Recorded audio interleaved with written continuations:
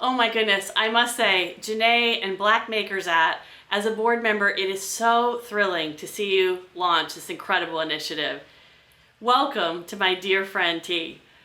I must say, I am so thrilled to get a chance to have a girl chat with her today as part of Makers because she's literally one of my favorite human beings ever. As I was leaving the house today, my wife Jill, whose birthday was yesterday, was like, please tell T I said hi. I know she's one of your favorite people on the planet. So T, welcome to Makers and welcome to your new job. Well, thank you so much. And happy birthday to Jill as well. But it's so good to see you almost real time, if you will, real life, even though we're still in Zoom. But it's so wonderful to see you. And I'm so excited about this conversation we're going to have. Oh, T, so am I. I must say, for pretty much anyone in this audience, it's such an epic day and week to have you be stepping into this incredible role. One of the only two Black women who are CEO of a Fortune 500 company. The size and scope of your impact in this role is going to be enormous. And so at this pivotal moment, I would just ask you the question, and this is, I know, probably a big question, but how does it feel? I mean, first of all, the word that comes to mind is gratitude. Gratitude that I have an opportunity to work for a phenomenal organization as president and CEO. Gratitude in the fact that it is history making, where you have someone like Roger Ferguson who leads TIAA, followed by another African American, has never happened in the history of our country. Gratitude for my family, but I would also say gratitude for those who have come before me. You know, I have to give a shout out to Ursula Burns, who showed the art of possibility, who cracked that ceiling. But even before Ursula, it was the cooks and the janitors and the secretaries who looked like me that was making their way in corporate America for someday, you have an Ursula, you have a T, that's here. You have a Rosalind. So hopefully, the goal is for us to not be the last. And that when you think about the impact of even conferences like this with Makers, we're going to continue to make history until there's just no more history left to make. That is the goal and the objective. And so I'm overwhelmed. I'm excited. I'm anxious, but gratitude is probably the one word that I would say really embodies how I feel. And when you think about TIAA specifically, one of the things I get excited about is I think of your mother, who is a teacher, and I think about the literally millions of people's lives you're impacting. Can you tell us a little bit about why TIAA specifically was the right next challenge for you? I mean, you nailed it. I mean, when you think about the mission and values of TIAA, it just aligns with where I am at this stage in my life, continue to be anchored on purpose, anchored on financial health. When you think about Andrew Carnegie, who invested $1 million to start this phenomenal organization, anchored on the passion that those who served should not retire in poverty, but they should have lifetime income. And so you're absolutely right, Jana. I think about Rosie Brown. I think about someone who has been an educator for over 30 years. And to know that there's a company like TIAA that is thinking about all the Rosie Browns all across our country is one that just combines my personal life, my professional focus, as well as my passion all together. And it's just a company that, like I said, I'm just excited to be a part of, and a part of the rich history, but also the continued passion that this company, has, which is continuing to make sure that those who serve can be served, through and post retirement. I love that. And I think back to when you first started JP Morgan Chase, you talked about how important it was literally to walk the halls. And I know obviously right now we're a little limited in terms of literally walking the hallways, but how you got to both know the culture and influence the culture. And again, I know you're literally in your first couple of days in the job, but how are you going to get to know the culture? How are you going to get to impact the culture, especially since in the beginning, some of that will have to be virtual, or a lot of it will have to be virtual? That's right. Well, you know what? No matter how we start, and yes, it's unprecedented for me or so many new executives to start one Zoom call at a time. But what hasn't changed is the power of connection. And the way in which you connect and the way in which I am connecting is first and foremost letting people know a little bit about who I am, sharing why I am excited about joining the TIAA family, connecting to the impact that the organization, brings, which is paying out over $500 billion of lifetime income and other, retirement benefits, since its founding, over 100 years ago. But also listening. For any leader coming in, or even while you're in, you never get tired of listening. Listening to what's on people's minds, understanding what they do at every single level of the organization, doing those skip levels, doing Zoom breakfasts, writing those handwritten notes, by the way, sending it to their home, but also connecting with our participants, our clients. And so I think, starting in this unprecedented way, it also is just a way for people to really get to know me and to say, whether we are in person, on a Zoom call, or email, the passion that I have, the commitment to lead, and the level of humbleness that I have to roll up my sleeves and understand what they do and how they do it, every single employee, is one that I'm excited about. And it's a journey that for me as a leader is never ending. You just don't do that in your first 90 days. You do it year after year after year. And so that's how you enter, Jana. And quite frankly, that's how you stay. You stay connected. Love that. T, what would you say? You've got a lot of companies represented on the screen here today who are genuinely committed to increasing the opportunities for women, people of color, LGBTQ folks, but they may not all know how to push that needle. Any words of wisdom for how we create more space for great women, people of color, and LGBTQ people?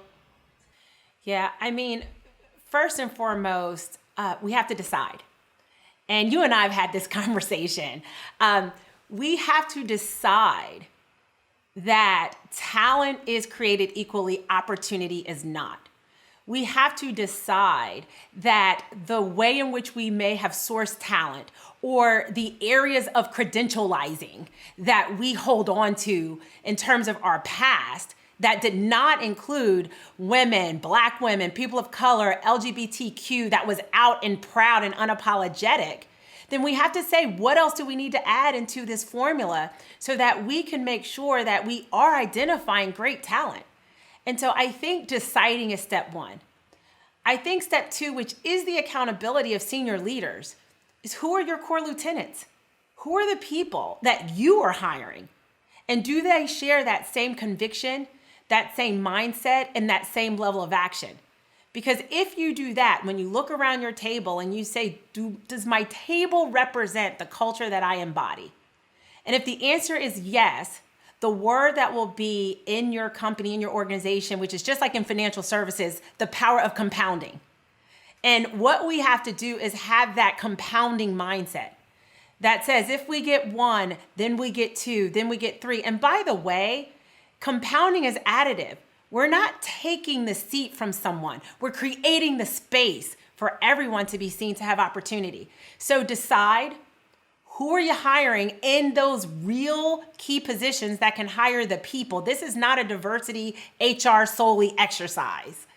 These are the people that's your CFO, the person who's your CAO, the person who's running the P&L. It's their accountability. And then lastly, I would say it is about being committed and consistent. Just like in running a big, powerful business, it's about the overtime performance. We have to make sure that diversity and inclusion and all of these beautiful words are not the flavor of the month. It's not an initiative. It becomes core to your how.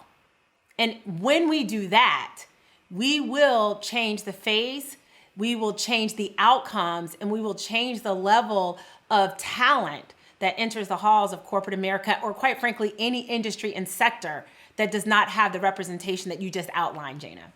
And what would you say to women, and especially women of color, who are facing barriers to their advancement, the types of microaggressions that they have faced in the workplace? Any words of wisdom or inspiration for them? Oh, yeah. first and foremost, I think we have to know that we are worthy and deserving of everything, and be unapologetic about it.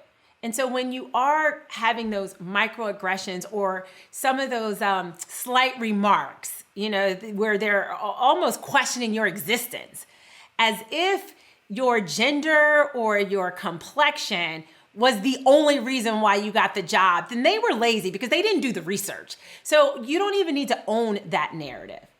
But I would say it's important to know that you are worthy and deserving, because quite frankly, the biggest hurdle that we have to overcome many times, especially as Black women, is the mental gymnastics that we do in our head when we see and feel these microaggressions and just feel like we can't get ahead.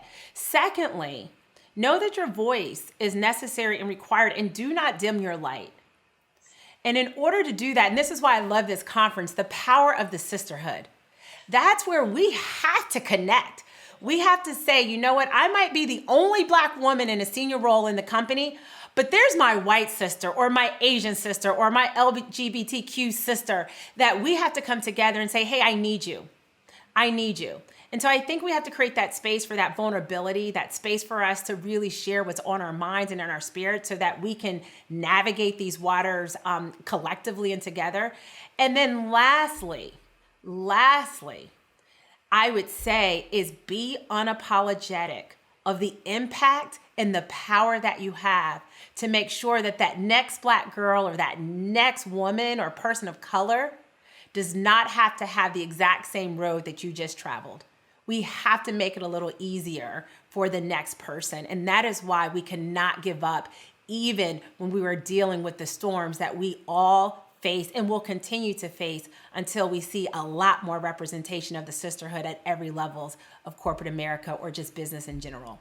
I love it. When you think of the power of the sisterhood, and it doesn't have to be women necessarily, but I'm curious if you can highlight mentorship in your life, in your professional life, right? Absolutely. Like if you can highlight maybe a few key mentors, how you access them, maybe even the key ways that they were helpful to you, because I think we agree here that finding great mentors and sponsors can have a lot of impact.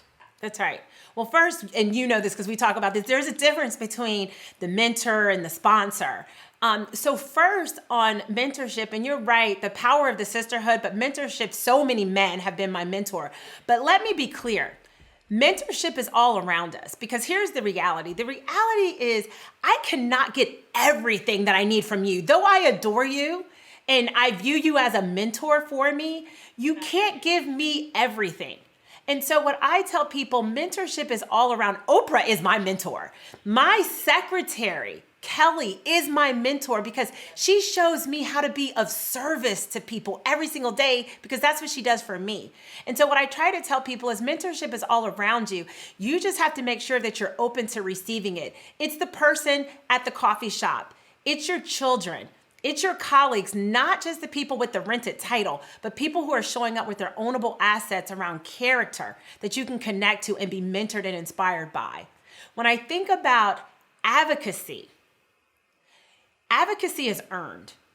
And so I think it's really important that when we think about sponsors and people that will advocate for us when we're not in the room, we have to be very clear, not on our what, but on our how. How are we leading? How are we connecting with the impact that we're driving when no one is looking? How do we connect in a meaningful relationship and rapport?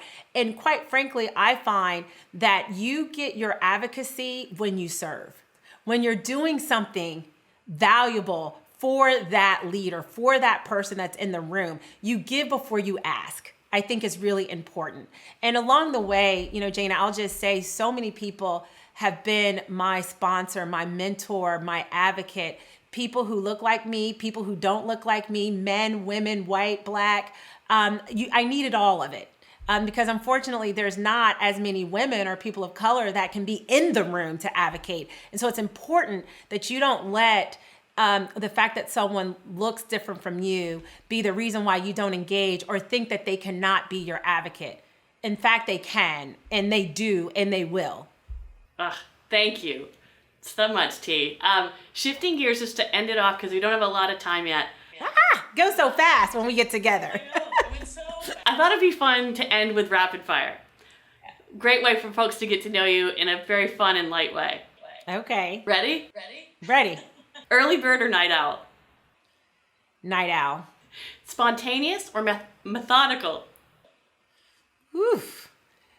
Probably more methodical with a little bit of flavor because you have to be have a little bit of spontaneity. I love it. Yes, you do. Type A or easygoing? I'm probably type A if I'm honest. You know, it's so funny. I can call you out on some of these. Not all of them. I don't know the answers to all of them. Patient or impatient? Impatient. Prepare or cram? Prepare. 10 minutes early or 10 minutes late? Woo.